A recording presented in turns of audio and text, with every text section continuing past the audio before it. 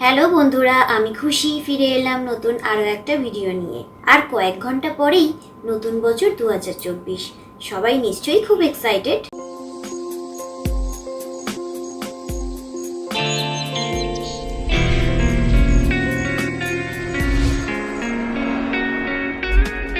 গত বছরের 31শে December Burj খলিফার দুর্দান্ত আতশবাজি আর জায়ান্ট স্ক্রিনের কাউন্টডাউন দিয়ে শুরু করেছিলাম 2023-এর 1 জানুয়ারি। ভালো থাকবো, ভালো খাবো, ভালো পড়বো, সকলের এই আশাতেই কেটে গেল আরও একটা বছর। প্রায় 3,15,00,000 সেকেন্ড পার করে ফেললাম আমরা নিজেদের জীবন থেকে। প্রতি বছরের মতো ভালো মন্দ মিশিয়ে কাটলো 2023-এর বছরটা। আর জানুয়ারি মাসটা স্বামী বিবেকানন্দ, নেতাজি আর প্রজাতন্ত্র দিবসের মধ্যে দিয়েই শুরু হলো।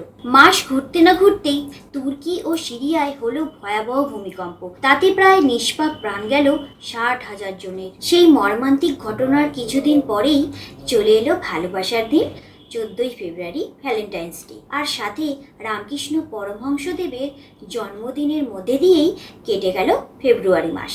মার্চে রামনবমী আর হোলি উদযাপন করলাম সকলে মিলে। এপ্রিল মাসে গুড ফ্রাইডে, ঈদ, পয়লা বৈশাখ, এছাড়াও ছিল ডক্টর বি.আর. আম্বেদকরের জন্মদিন। তোমাদের কি মনে আছে, এই এপ্রিল মাসেই আমাদের ভারতবর্ষ চীনকে ছাপিয়ে বিশ্বের সবচেয়ে জনবহুল দেশ হিসাবে স্বীকৃতি পেল। আর সেটা আনন্দের কিনা তা বলতে পারবো না। মে মাসে হলো বিশ্বকবি রবীন্দ্রনাথ ঠাকুরের জন্মদিন, বুদ্ধ পূর্ণিমা আর মাতৃ দিবস। সাথে এলো সাইক্লোন মোজা, যা প্রায় বাংলাদেশ ও মায়ানমারের 1200 জনের জীবন কেড়ে নিল। এই মাসেই আবার রিজার্ভ ব্যাংক অফ ইন্ডিয়া বলল 2000 টাকার নোট বন্ধ।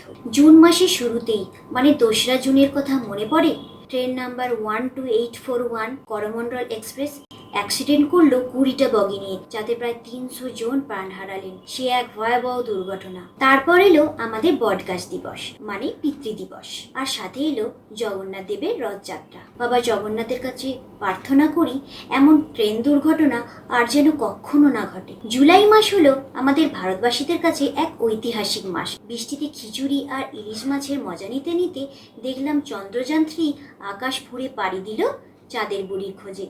আগস্টে পালন করলাম রাখি বন্ধন, আর চন্দ্রযান-3 এর ল্যান্ডার বিক্রম চাঁদের দক্ষিণ মেরুতে প্রথমবারের জন্য এঁকে দিল ভারতের অশোক স্তম্ভের ছবি। আর 15ই আগস্ট সকালে আমরা 77 বছর স্বাধীনতার প্রথম সূর্য দেখলাম। সেপ্টেম্বর মাসে পালন করলাম শিক্ষক দিবস, জন্মাষ্টমী, আর আমাদের ইসরো আবার চমক দিল আদিত্য L1-কে সূর্যি মামার কাছে পাঠিয়ে। এছাড়াও আমাদের গর্বে বুক ফুলে উঠল, এশিয়ান গেমসে ভারত প্রথমবার 100টি পদক জয় করলো, যার মধ্যে 28টি গোল্ড আর 38টি সিলভার। তারপর 28শে সেপ্টেম্বর আমি প্রথমবারের জন্য তোমাদের সামনে এলাম, মানে আমার ইউটিউবে জার্নি স্টার্ট হলো। তারপর অক্টোবরে গান্ধী জয়ন্তী, দুর্গা পুজো, নভেম্বরে কালী পুজো, ভাইফোঁটা, কার্তিক পুজো, রাসের মেলা, আমার ছোটোখাটো ঘুরতে যাওয়া, জীবনের মুহূর্তগুলো, এই সবই আমি তোমাদের কাছে তুলে ধরেছি। আর এখন পর্যন্ত 35 জন বন্ধুকে পেয়ে গেছি আমার জীবনের আগামী কথাগুলো শেয়ার করব বলে। প্রতি বছরেই মহাপুরুষের জন্মদিন আর বিশেষ দিনগুলি তো আসবেই ক্যালেন্ডারের নিয়ম মেনে।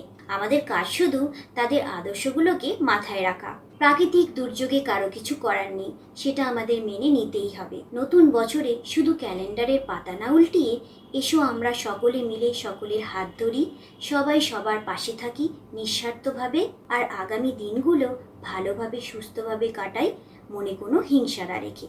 সকলকে আমার চ্যানেলের পক্ষ থেকে হ্যাপি নিউ ইয়ারের শুভেচ্ছা আর অনেক অনেক ভালোবাসা। দেখা হচ্ছে খুব শিগগিরই নতুন কোনো ভিডিওতে, অন্য কোনোভাবে, অন্য কোনো চিন্তাধারায়। ঘুচে যাক সবার সমস্ত বাধা, দুঃখ, অশান্তি। সবাই সুস্থ থেকো, ভালো থেকো, নতুন বছরে অনেক মজা করো, খুব ভালো কাটুক তোমাদের নতুন বছর, এই কামনাই করি।